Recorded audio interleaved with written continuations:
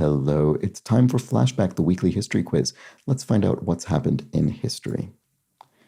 We'll start in 1893. To outdo the Eiffel Tower, the Chicago World's Fair builds a giant wheel. It's made by George Ferris. There we go. The first Ferris wheel. Against that, fast and nimble Muhammad Ali wins his first boxing world title. As a child, he had asked his brother to throw rocks at him to practice his footwork. That's amazing. I mean, that is the kind of thing that you see with people like that who are just really excel at something. Okay, 1964. After conquering India, the ruler Ashoka is one of the first to spread Buddhism, embracing nonviolence. It's easier once he has no one left to fight. Yeah, that would help. That'll be, presumably sometime BCE, but I'm not sure. Yeah, 260 BCE. I wouldn't have known the century, certainly. Einstein observes that both gravity and acceleration feel the same to a person in an elevator. The insight helps him develop his theory of general relativity.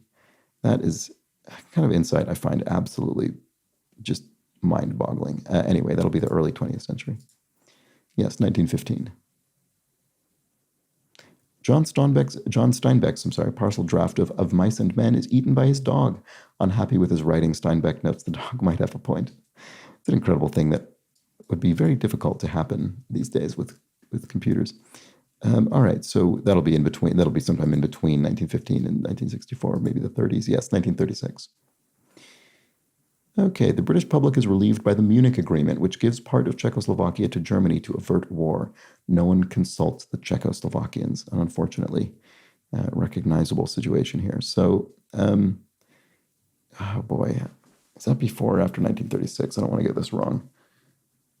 I think probably after, but it'll be close to that. I should know this beyond a shadow of a doubt, but there we go, 1938. Okay, 1938, I should have known that.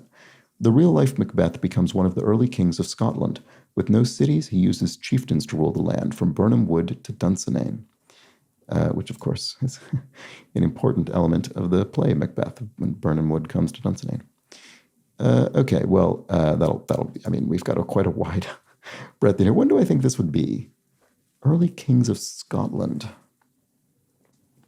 When would Scotland have actually become a sort of united polity as opposed to, the Picts and everyone else?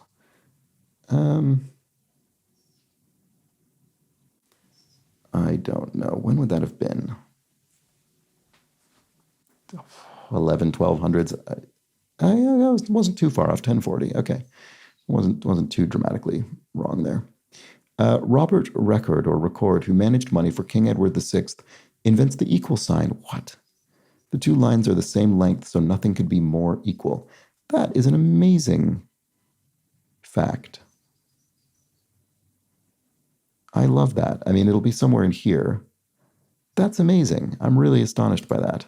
Yeah, 1557. Incredible. Okay, begun by the grandson of Genghis Khan, China's Yuan dynasty imports cobalt. It provides the color for popular blue and white porcelain. Oh boy, how do I not know this right off the bat? Let's see. Do I think it's before or after 1040? How do I not know this? How do I not know based on Genghis Khan?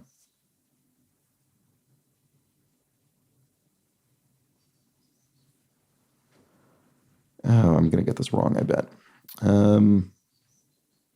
Put it here. No, 1300. Yeah, my first guess was sometime in that range, and then I thought I kind of reverse psychologized myself out of it.